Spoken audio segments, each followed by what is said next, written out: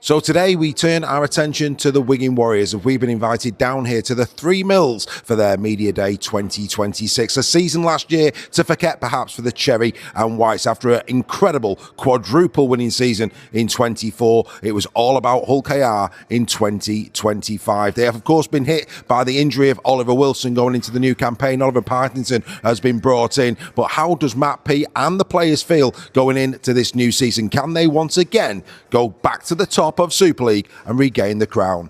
Let's get to work.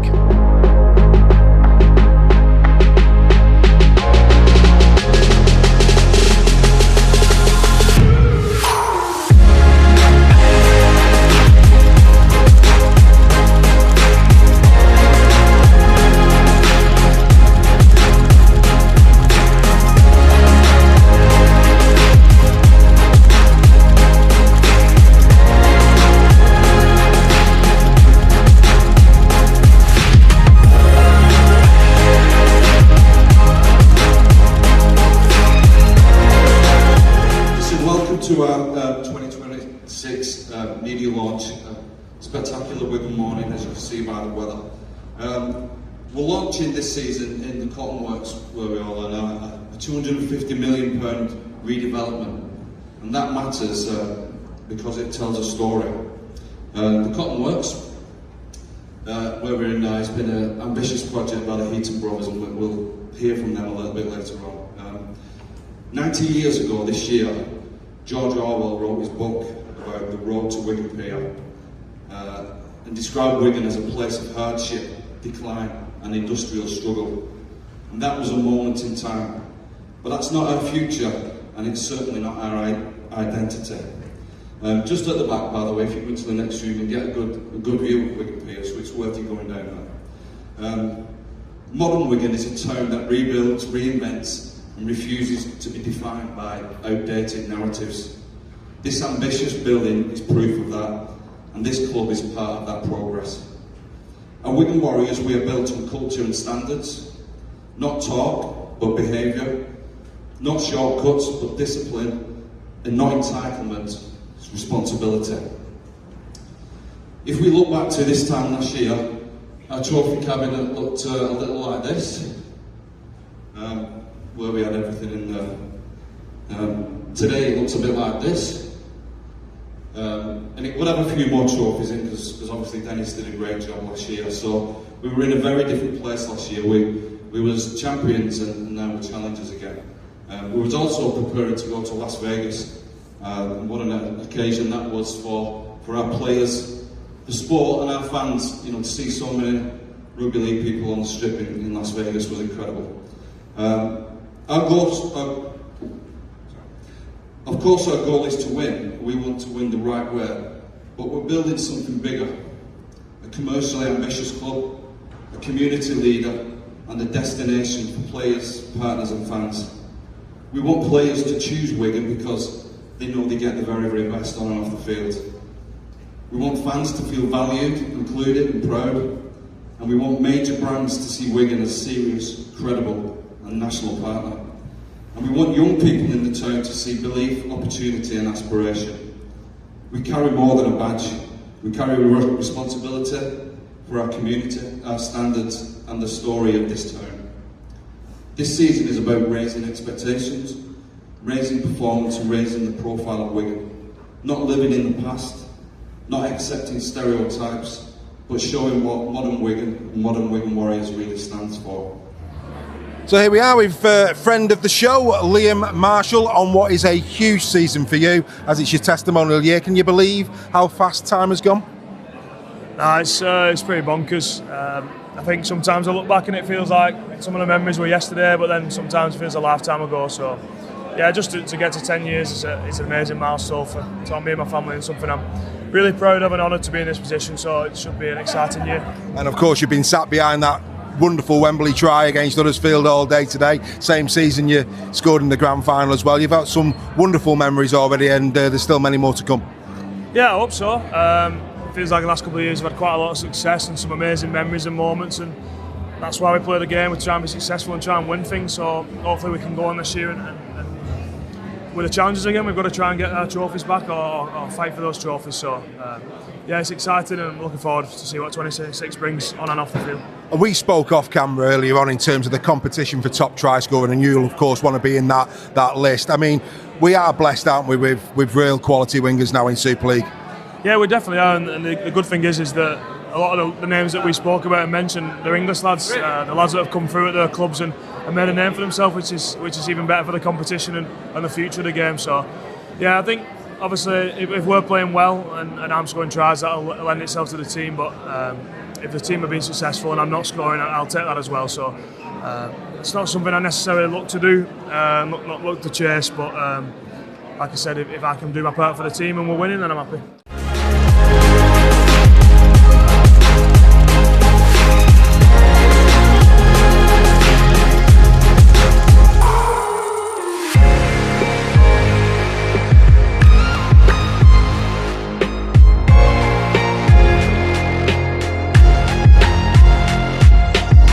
Walters, and for you personally, I thought 25 was a bit of a breakout year because, I mean, prop forward, incredible performances. I mean, for about 8 weeks, you were probably the best prop in the comp. Yeah, I played some good rugby. Obviously, suffered an injury blow in there as well, which is never nice when you're in some good form. But sort of feel like when I got back from my injury, I sort of set off where I left, and yeah, I enjoyed the year. Obviously, finishing a bit of disappointment with the grand final loss, but yeah, certainly a lot of positives to take out the season. We couldn't believe it. I mean, you know, when it got announced that you were playing in the front row, is that a position that you've played in your younger years? Because of course, when you were at Leeds and you came across, everybody thought you'd be in the back row. I mean, is that a position you played? Yeah, I've played. Like, I feel like I can play pretty much across the board, apart from 9. But yeah, I enjoy playing there. Obviously, the game's so fast at the moment. I feel like the more players I'm on with my fitness, the more impact I can have on a game. So yeah, certainly enjoying that transition. But also still like playing back row as well. It's a bit of a different position to play in, you know, in the wash machine, as you call it, in the middle. But I certainly enjoy both roles. I'd love to see you at 9. You're probably the largest 9 in the comp, mate, bar none. But no, I mean, you did really well. And of course, it's a real shame for Ollie Wilson, isn't it, that he's picked up his injury, because I think everybody was expecting him to really hit the ground running this year. Yeah. As a middle unit yourself, you must feel for all. Yeah, 100%. No one, obviously, I got injured in my first year as well. No one, this is obviously a big one, and just knowing what it's like when you come to a new club and you just want to hit the ground running and want to put your best foot forward, but. He's obviously got great support here from the boys and from the medical staff, and I know that obviously he might be in a bit of a dark space at the moment, but coming out of that and hopefully just has a good year, you know, behind closed doors, and what people don't see in the gym every morning, just getting them 1% better. I feel like when you are injured, you can change your mindset shift a little bit and just think, all right, well, what can I control? I can control my diet, I can control how I'm training, I can get better in them areas, and I think he's going to do that. And in terms of that, I mean, as Matt spoke to you about the potential of you being one of the people now that does get thrusted into the front row with Ollie going down? Yeah, I feel like my role this year will probably be similar to last year. I'll probably play off the bench, middle or back row. I feel like it's just a nice option to give Matty a bit of that depth as well in the back row, because we're pretty short there. But for me, I'm not really bothered where I played as long as I'm playing. I feel like I played some good rugby last year, both middle edge. I had a role with Junior where I'd sort of start back row and bring him up as a bit of an impact off the bench. So whether that continues or not, I'm not really too sure. But yeah, I'm just excited to get the season going, really. And you've had time to digest 25. Obviously, I was saying to Junior that, you know, 24, the highs of winning everything, 25, the lows of coming up empty-handed, which for somebody of your age, with the vast majority of your rugby league career ahead of you, it's been quite an education these last 2 years, the highs and the lows. Looking back, what did you learn personally from the 25 season? I don't know, it's probably the first year where I've just, you know, back-to-back weeks of playing. So just how important recovery is really on your body, and making sure that you build a game up all week and then bang, it's over in 80 minutes, and then the next one is the next one. So just getting into that feel of like just game after game after game.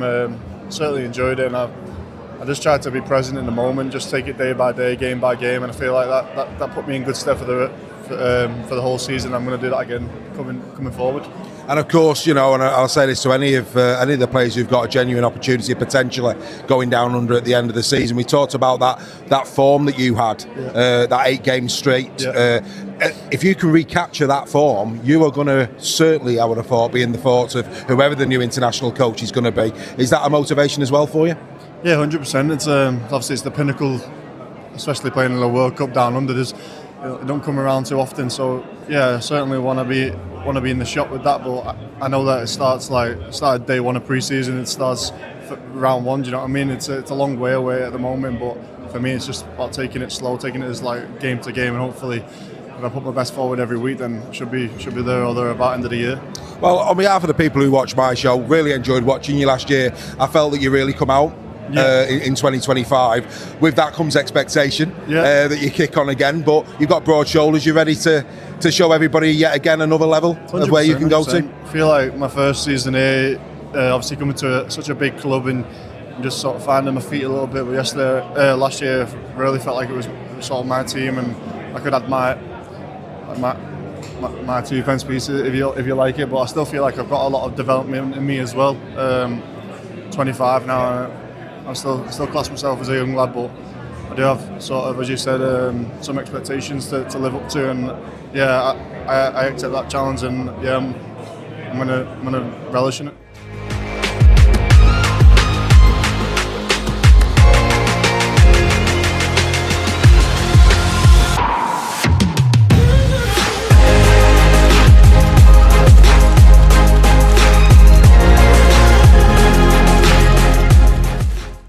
So here we are now with Harry Smith, and Harry, another year comes around fast for you. You've seen it all in a Wigan shirt, there's no doubt about it. Talk us through 25 and what that meant to you. Yeah, an interesting season. The highs of Vegas and the start that we had to the season was brilliant, and then obviously a lot of inconsistency from ourselves throughout the year, you know, for different aspects, and then obviously the disappointment to losing the grand final, but obviously use that as motivation now. Like you said, we've experienced highs and now lows, so we've gone full circle, so hopefully that can help us in good stead for this season. Well, we get into the detail and we say that you're probably one of the most underrated players in Super League. Bevan French can't do what he does without you marshalling the team around the field, and there's always a debate on Super League Raw in terms of what value you bring to the team, and we always say it's immeasurable. Matt Peet says it's immeasurable. From your perspective, are you happy to be out of the spotlight that Bevan French and just do your job? Yeah, I don't mind it. You know, it comes with the territory of playing with such great players in such a great team. It's nice every now and again to obviously get the plaudits that sometimes you feel deserve, but myself and a lot of lads will say I'm not one for the media and having all the limelight on myself. I like to just do my work and do my bit for the team, and if the team's winning and we're playing well, that's all that matters in the end. Yeah, you seem to be one of those players that you play your rugby league and you go home. I saw the documentary with you, your family and all of that, and you come across as quite a private man in that documentary. Yeah, I don't really get up too much. I've got a small circle, obviously, my missus and my family, and then I've only got a few mates. Joe Shorrocks, who now plays for St Helens, my mate who used to play at the academy with myself, and a few others. Just got a nice little tight-knit circle that I like, and yeah, just go home to my dogs, have a brew and walk the dogs, and don't get out too much really. So that's where I like it, and having my small little circle helps me be at my best and makes me feel comfortable. Superb. And of course the Ashes, we've got to talk the Ashes. I thought game 2 we give a good account of ourselves. Yourself, of course, in and out. Your partnerships in half-back, I mean, your thoughts in terms of the World Cup, you and potentially Mikey going down there. How do you find playing alongside Mikey Lewis? Yeah, I think mine and Mikey's game works really well together, shown in especially the Tonga series back in, I don't know what year that was, maybe 2022 or 2023.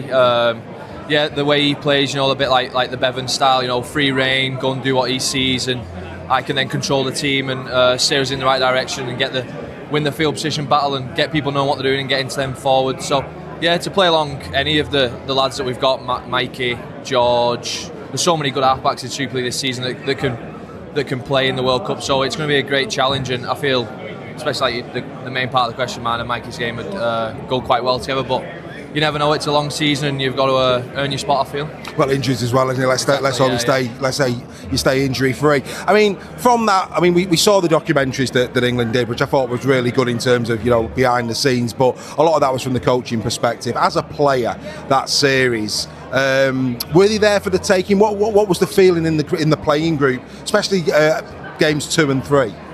I felt like, obviously I can't speak on game 1 without playing, but games 2 and 3 I thought we were there for the majority of the games.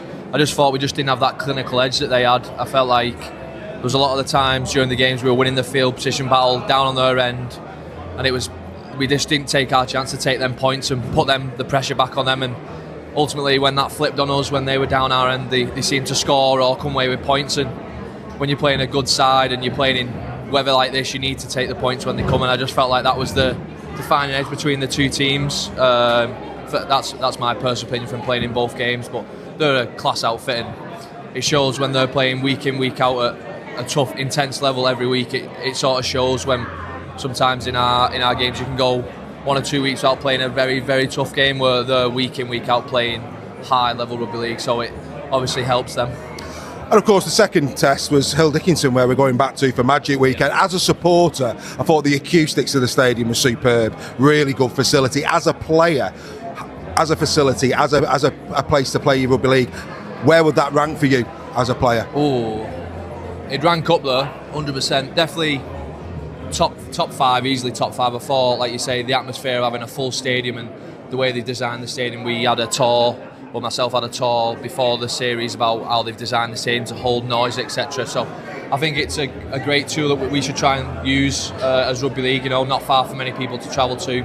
Great stadium, and hopefully the atmosphere on Magic can show that, and we can bind a bit more to having games and events. And of course, back to Wigan to close. Everybody expects Wigan a playoff. I'm not going to insult anybody by saying anything other. Wigan are a playoff side. There's no question about that. Last year, KR got the top spot. And I have to be honest, looking at the squads, there's a lot of people saying out there at the moment that it feels as though, for yourselves through circumstance with Ollie going down, because of course that was a major signing, wasn't it, coming in, but he's not going to be there, that perhaps KR and Wigan, to some extent, have stood still a little bit this season, which might allow the likes of Lee, Saints, Leeds potentially to shorten that gap. As a player, do you think this is going to be a really challenging season in terms of how close that top 5 or 6 are going to be? Yeah, 100%. I'm really looking forward to this season. I think all the teams you just mentioned, as well as Hull FC, are making signings that are really improving themselves, and I think definitely going to be challenging. And especially the teams like Leeds and Lee, they've got the same sort of core players now and have added some really good additions. So that's sort of what happened to us over the years of 23, 24, 25. We had that core bulk of players who've been here a while and then added some great players, so that helped us get success. So hopefully, well, not hopefully, but that could be on the minds of the teams like that. So yeah, it's a great challenge, and it's what the game needs. We need more better teams, we need more challenges. Like I said, in the NRL they play almost every round's a high grand final test match, so if we can get the level of games that we have high, it's only going to benefit us as a sport and as a country to challenge in, like we said, the World Cup coming up. Well, I've learned something about Harry today. He's got a little dart school going on down there at the back, so he must throw an arrow. And Bobby George has a famous saying. I don't know if you've ever heard this. He always says, "Trebles for show, doubles for dough." Oh, really? Is Bobby George's saying. And on behalf of everybody who watched us, and go back and watch the final shows of the 2024 season, we said that you should have won the man of the match in that grand final. You were our man of the match. I mean, Bevan got the try, but your performance, especially in that second half, the way you controlled it, the way you kicked it, again, we give credit where it's due. We felt you were man of the match that day. I don't know if that means much to you, but on behalf of us and the show and everybody, you were our man of the match. Incredible performance. You should get more pats on the back than you actually do. And I hope you go well this season, mate, and I hope you get down under. No, I appreciate it, thank you. Top man, take care. Mate. Cheers, mate. Personal footing for you, a dream team pick last year. Obviously from a trophy perspective, not so much as a team. You want to go back-to-back dream teams in 2026? That'd be nice, wouldn't it? Yeah, obviously, it would be nice to do that, but I'm not really someone that sets out for individual accolade. Take all that over, winning some more trophies with the club. So, I want to try and set out to do that. Yeah. Watching KR lift the silverware at Old Trafford last year, that must have stung a little bit for you. Looking back on that game, what were your thoughts? Where did it go wrong? What can you do to get it back? Obviously, you never want to lose your grand final, but it happens, and they were the best team all year last year and got what they deserved. in the game, I thought we started really well. We had a couple of chances there that we bombed, and then we lost them in, and they scored 2 tries there, and we'll chase it after that. And credit to them, they played really well, and as I said, they were the benchmark all year, so they got what they deserved. And of course, behind you and KR is a lot of teams have gone and strengthened again this season. So it feels as a supporter that this could be an even stronger, certainly in those top places, and only 6 playoff places. It could be very interesting come the back end. Yeah, of course. I think teams are improving year on year.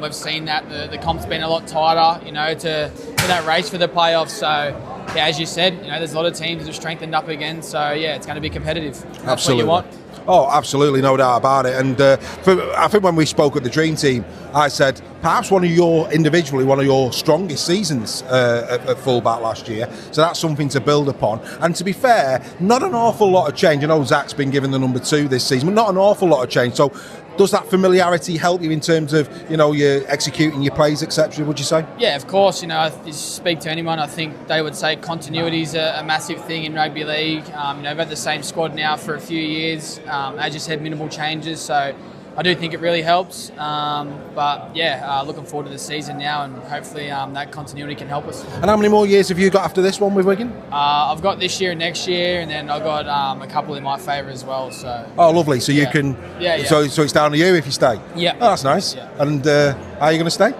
Well, at the moment, yeah. There's no reason not to stay. No reason not to stay. I love it here. So. Yeah, really enjoying my time here so far. Well, we want you to stay. We want the best players playing in Super League. You've given us a lot of entertainment, mate. You really have. Go well. Best of luck to you. Stay fit, and hopefully we'll see you at the end of the season. Cheers, mate. Take care. All the best. Appreciate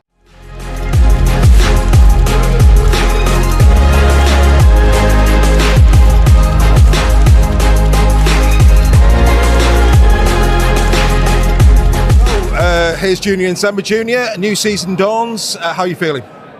Yeah, feeling pretty confident. Obviously, we got a good pre-season under our belts, and last year it was pretty disappointing, but at the same time we can develop and learn from that, so hopefully this season's better. And of course for you, World Cup end of the season, of course missed out on the Ashes squad last year. That must be, I know you'll put Wigan first, but that must be a driving force for you to get down under? Yeah, as you said, obviously I'm going to put Wigan first, but depending on what the coach thinks, it depends on my game. So how I'm playing for Wigan, what Matty's teaching me, what Sean's teaching me, Tommy and Deeks, then it depends if I get in the squad. So I'm not really worrying about it right now, but hopefully I just want a good season with Wigan first and then see where it comes. I've got to ask you, there was a lot of outside noise on your personal 2025 season. How did you think you went last year? Yeah, obviously season was a bit different. I feel like the game's starting to develop more now. So like the first season where I broke through, obviously that was probably the best season that I've had. But as I'm getting older now, I'm realising new techniques, new tactics. Been talking to Faz a bit more, and Sean specifically on my defence. So hopefully this year things change and it's a better season for me, because 2025 wasn't my personal best in my opinion. I'm not really bothered about outside noise really. It just depends on what my mum thinks. my mum and dad's opinion's more important than everyone else's. So absolutely. But interestingly, we do a team of the year at Super League Raw every year. And when we were looking at our second row, statistically speaking, I know you said there that you don't think your 25 was better than 24, but statistically speaking, you were right up there in second rowers last year. Do you think maybe the fact that you had such a good 24, people didn't really fully see how well you did play last year? Yeah, I'm not sure. I feel like pressure plays a part. Like obviously, when you have such a good season in 24, like 24 was pretty successful for me and the team, coming off the back of all the trophies and Young Player of the Year. So that did build a lot of pressure onto myself, but yeah, stats may say different. Well, honestly, mate, your stats were superb. But interesting, isn't it? 24, you've got the major high. You've won everything. First full season, you win everything. And then the lows of last year where actually you come up empty-handed. So even though you're so young and you're only a couple of years in, you've had the highs and lows. It's been a hell of a start for you in terms of your education, hasn't it? Yeah, most definitely. I feel like as a player, you've got to know what it's like to win and lose.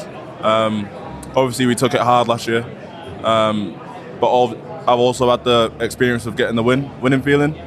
So it's pretty nice, but we just got to know, as sportsmen, not everything goes right. You've got to be prepared for the wrong, and it's how you fly from that. So. And of course, last year when KR went up to lift the trophy, it was a nice touch that you as players went and applauded the KR fans, which I think a lot of people were impressed by that. You don't see that a lot, and then you stood behind it and you watched them lift the trophy. Nice touch from you, the players, but watching them do that, does that drive you and spur you on to get it back this year, I presume? Yeah, most definitely. It's not nice. Obviously, it's not a nice feeling being on the other side of the trophy. We have to give respect where it's due. They won. They were the better team on the day. Clapping the fans and watching them lift the trophy should be normal, really. Like, we played the game against them. One's going to come out on top, so we did stay to watch. But hopefully things will change. As I said, they were the better team on the day, and many congrats to them for what they did that season. Margins are small at the top of sport, aren't they? There's very, very fine margins. People who watch us will be interested. In the last 2 years, who has been your toughest opponent on your edge, would you say? Who's the player at the moment that you're finding, that you're really having to test yourself against in Super League? I feel like, as a back rower, obviously I'm going to say a halfback. I've struggled against Brodie Croft. He's a solid halfback, like in attack, Andy. Like, I feel like he's got me a few times where he's isolated me. So yeah, fair play to him. But Peter Hickey as well as a centre. He's a tough centre. Hits hard, carries hard. He's never going away from the game. So yeah, two very good players. Well, when Wigan play those two teams now, we'll keep an eye on that in terms of who comes out better this year, because clearly you've got your eye on them. But on behalf of everybody who watches my show, with the World Cup at the end of the season, go well for Wigan. Hopefully you're selected for England, and hopefully we do good down under in the World Cup. Best wishes. Thank you very much. Cheers. Thank you very much. Thank you. So here we are now with Liam Farrell, arguably one of the greatest second rowers in the history of Super League. I'm going to start there, Liam. 17th season.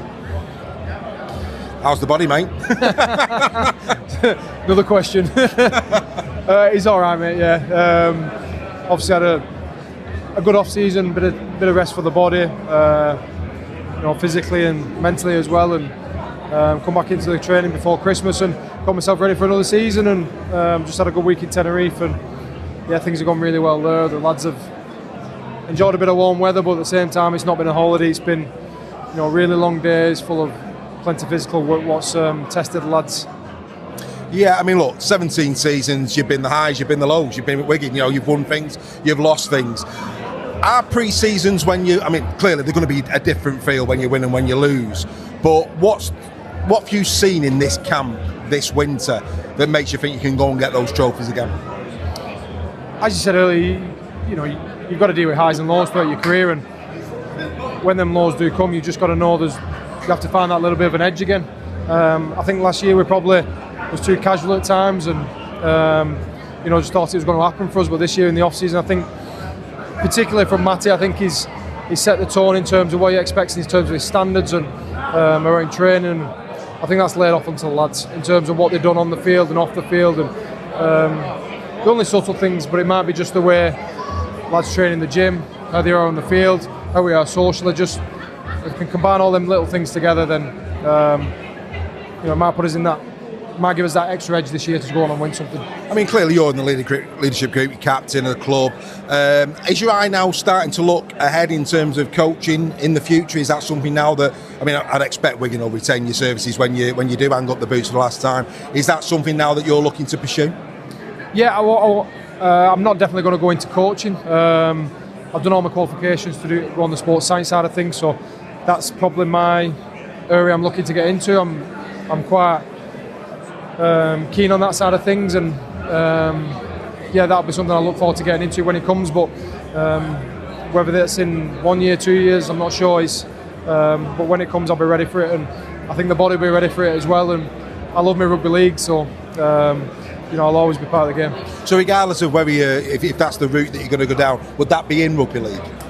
Yeah, definitely. I think being around the game for 20 plus years now and seeing the things they have and be involved in some of the the games I've been involved in. I think I'd be stupid not to stay in the game and pass on my knowledge, what I've learned over the years, and hopefully I can do that. So I think definitely a future in rugby leagues for me. Because obviously we need you to stick around, because you've got to impart your knowledge on the next generation, haven't you? It's as simple as that. And Ollie coming back, who you'll know really well, plays similar positions to you. Is it nice when a player like Ollie Partington returns to the club? Yeah, so Ollie literally turned up the day of Tenerife, actually. So he came at the right time. I'd known him from previous years being at the club, but there's a lot of new faces for him here as well when he came. So when we went to Tenerife, he fitted in seamlessly, and he's embedded himself in the club already. And one thing you'll get with Ollie is his standards are high. He works hard. He does all the simple things really well, and I think he'll add to our middle unit, probably just as much as everyone else has done. And I think he'll earn respect from the lads a lot, because just of the work he does on the field is very hard. I mean, look, Wigan supporters adore you. You put so much into the cherry and white, but also I think there's a lot of respect from opposing fans in terms of what you've given to the game. Do you actually look back? Do you allow yourself at this moment in time the opportunity to look back at some of your achievements, or are you going to wait until you've retired before you're? Because I mean, your achievements have been incredible, haven't they, throughout your career? I've been fortunate. Yeah, I've been a part of some high quality teams, and I wouldn't say I look back too much yet. I definitely will do when it comes to that point, but all my special moments throughout my career, they're hung up in my house, and when the time comes right to look back at them, I will. And being able to show the moments to my kids as well, that's going to be special. My oldest kid's walked out at Old Trafford with me twice, which I try and tell them all the time that not many kids get able to do something like that. And some of our watchers would get on the knees to do that. Exactly, exactly. So yeah, there's some special moments for me where I'll be able to cherish and show them to my kids as well when the time comes right. Yeah, there must be some lovely pictures up on the house, on the wall, with regards to that. Yeah, they kept in one room though as well, because my missus is not too happy. Oh well, fair enough. And so obviously, I mean, clearly Wigan want to go and recapture the title again this season. One from me, I make no secret, I am a Warrington Wolves supporter for my sins. I know what pain feels like. However, I think most Warrington Wolves' guilty pleasures was Ben Westwood. You played for him, with him, and against him. Yeah. Go on. Ben Westwood, and I used to love it when you two went head to head. How good was it playing against a player like Ben? You know what? I loved him. I hated playing against him, yeah, but I absolutely loved him. Obviously, spent time with him in England camps as well, and he's a great character off the field. But when he's on the field, he was as tough as they come. Used to love some of the quality he brought to the game as well, and I admired a lot of his attributes as well. So me and him were very different players, but I always knew when I was coming up against him that it'd be a tough game and I'd be in for a tough night. And, high quality player. One of the best in Super League, in my opinion. I think you and he. I think in the time that Super League's been going, I think you've got the stripes where that's concerned. Is there any other players that you look back fondly in terms of going head to head with in your time? Going head to head with in my early days when 2010, 11. C. Soliolo used to play back row for Saints. He was as tough as they came. He was rock solid, and that's called hitting the ground running. Yeah, it was never a nice day to play against him, I'll be honest. I can name a lot, but Gareth Ellis another. Again, one of the best to ever do it in Super League, proven in Australia as well. I think if those, there's so many qualities a back row should have. I think Gareth Ellis had a lot of them. One of my favourites, and he was a Wigan player. I'm going to highlight him. If he was to go off just pure ability and aggression, Gareth Falk, I thought he was an amazing back row. He was hard as nails and all. Well, he looked it from where I was stood anyway. You'll know I don't know. But look, mate, on behalf of everybody who watches our show, thank you for everything you've given to the game of rugby league. For many fans, you've caused them a lot of pain. For the Cherry and Whites, you've caused them a lot of joy. But you know what? As far as I'm concerned, you're the greatest athletes in the world. You've provided so much entertainment to us over the year. When the time is right, you'll retire. And on behalf of us all, thank you very much for your service, mate. Thank you very much for having me, mate. Cheers. Pleasure.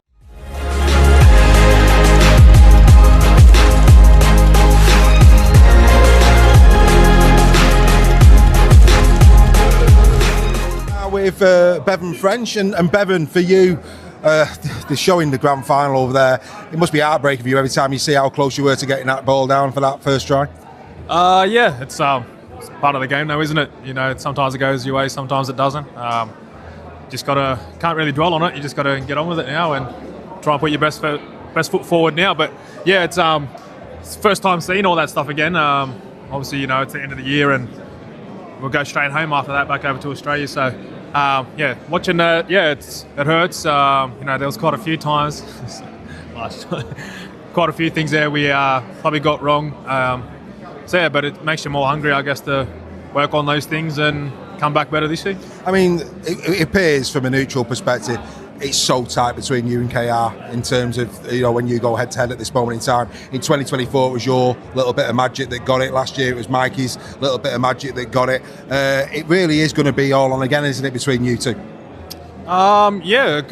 You could say so. It's another thing. Like, I think, obviously, not just respectfully just me and him, but both teams are quality across the whole pitch. So I think not even just turns say you'd say me or Mikey trying to come up with those things, but the whole team, both teams have you got to pay respect to all of those, and they got people in their lineup that we've always got to keep an eye out for. It's not just him, and vice versa on ours. So, it does set a bit of a platform for when we come up against each other. I'm sure it's going to be tight. Like you said, we won the 2024 they got last year, so it's been a good feud. It's been healthy for the competition, I think, and it's really it's the first time that the club has won it, so it's good for the competition in general. And he's got a while left now to stay around here in the competition, and quite a few of us in this team are here for a few more years as well. So it looks like it's going to be getting better, hopefully. Well, we're delighted you're here for a couple more years. I have to say, he's got a bit. You can't see, but he's got a bit of bread that he's just been given, and everybody's trying to nick it on him. But that's by the by. But no, you're right. And actually, we spoke. I did a press conference, and we spoke halfway through last year. And you just made a really important point there in terms. You're right. It's not about just you and Mike. It's the teams. Harry Smith. Mm-hmm. I spoke to Harry earlier.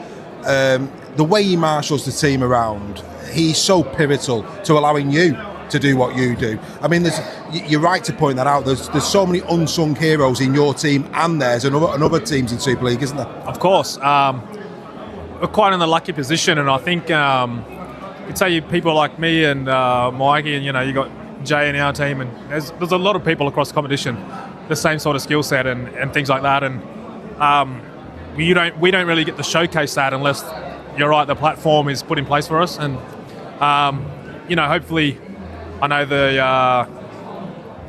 they've had a talk about the officiating, trying to speed the game up again now after the Ashes series. Hopefully that helps people like myself and Mikey and Jay and all the rest to be able to showcase that stuff more. So a lot has to go your way, obviously, with the team around you, putting the platform correct for us to be able to do that. But then hopefully now with this trying to speed the ruck up again, there's more opportunities for people like us as well moving forward. So it's very exciting. I mean, we need you on the pitch. I mean, the last couple of years, you've had little niggles here and there that's kept you out for a couple of games. And I know that you've got young Jack behind you. That whether you and Harry, if you did pick up a strain or you needed to be rested, there's a great deputy there in Jack Farman to come in. But we're just hoping that you can do the full season this year, because we need players like you, because you're the ones who get the headlines and you're the ones that get new people watching the sport, as well as it's right and appropriate we give all those other players their head, because you can't play without them. It's players like you that put bums on seats. So please God, you're gonna. Thanks, man. I really appreciate it. You're gonna be fit, aren't you? Yeah, hopefully. Yeah. Oh, well, you feeling good? I'm feeling good. It's the best I've felt in a while. The last few pre-seasons, the end of seasons, you'd end the year with little niggling injuries where you just have to stay off your feet for 5 or 6 weeks. But this is the first time, I got to finish the year in actually healthy space. So, I've come back feeling the best I've felt in a while. So, hopefully I'll be able to put my best foot forward and stay on the pitch as long as I can. But, in other words, if the injuries do happen, like you said, Jack Farman, he's another person you can put in the same category as us. He's outstanding. That's why you can't do media around us. No, Jay Fields come back now. He's behind the camera. But no, and again, I think we might have captured this last time we spoke, but I want to capture it again. You are a player that it's like you've got a little kid in you, that you play like you're still on a park field back home. I mean, some of your eyes at rugby is just like, that's instinctive, that's inbred in you. I mean, is the passion for this sport still burning like it did all those years ago when you started playing? Yeah, of course. And I think it's been a very important in my, I guess, growth as a player, being here. Obviously, you give instructions and you want to follow them as much as you can, but I've really been, I guess, given the green light from Matty and the coaching staff to sort of back myself when those instinct moments come up. Oh, you can't really train for those sort of moments, instinct moments. It literally is from playing from when I was a kid. So, they've obviously given me the green light to be able to do that. So, it's really thanks to them, really. Otherwise, you can be a part of teams and squads and coaches where it's all about a system and all that sort of stuff. Where, I'm sort of got free reign at the moment. So, I'm going to ask you a really awkward question. I hope you don't mind. Okay, because as supporters, when you score one of that, like the ones that lead, the dinks over the top, and the ones that you followed through and scored, as supporters go home and talk about those for days, weeks, and months. I mean, they'll live long beyond your career. As a player who's executed that, what's it like? I mean, in your head, do you know when you've scored a special try, and what does it mean? I mean, I know it's team first, but when you look back on some of your tries, how do you analyse them? It's a great question. I think I've focused too much on trying to stay level-headed and not rise and fall between, being on a high and being in a bad mood over an error. Yeah. I think I've really worked on that. So when tries like that happen, I don't think I've appreciated in that moment. All I'm trying to stay is on the same level as composure throughout the whole 80 minutes, to be honest. It's not really till after when you're in the sheds and the boys sort of give you, just talk about it and stuff, really. But during the time and the process when it happens, I don't really think of it like that, really. All I've focused in my own head is just trying to stay on the same level, to be honest. So, yeah. Yeah, and I think, as supporters of Rugby League across Super League, I mean, there's a section over there, Martin Afire, Liam Marshall, the two Challenge Cup final winning tries that go down in folklore and history. But I think what makes you a little bit different is that those are easy to remember. You're trying the grand final 24. That's easy to remember because it was on a big stage. But I think you fall into a pretty unique bracket in the fact that those tries against the like of Lee, etc., they will also live in the memory. Sorry, you even got coaches trying to distract us. Yeah, so you Matt Peet's there now as well. But do you get my point? I mean, some of your tries, even though they're not in finals, will live long in the memory, and I think that shows just how good a tries you have scored in Super League. That they're not in finals, but people remember them. Well, thanks. Thanks. I've never really thought of it like that. Obviously, you look these ones here. They're all on the big stage, and they're the ones that you seem to remember. But I've not really thought of those other tries like that, to be honest. So I'm grateful and thankful for the kind words, of course. And hopefully I'll just keep trying to provide more of those moments. Yeah, but everybody's saying not against their team is what they're saying there. But no, look, it's been an absolute privilege. It's great that we've got you for a few more years. Hopefully you stay longer. Yeah, Go well. Looking forward to watching you, mate. Appreciate it. Take care. Thank you so much. A new season. Disappointment last year. How's the winter been? And thoughts for the new one? Yeah, enjoyable winter, enjoyable pre-season despite the dark nights and the cold weather. I think it feels a long time coming up to Christmas, and then it seems to go really fast. So great to have a week in Tenerife last week, allowed us some quality time on the field. I think you can see why so many teams do it.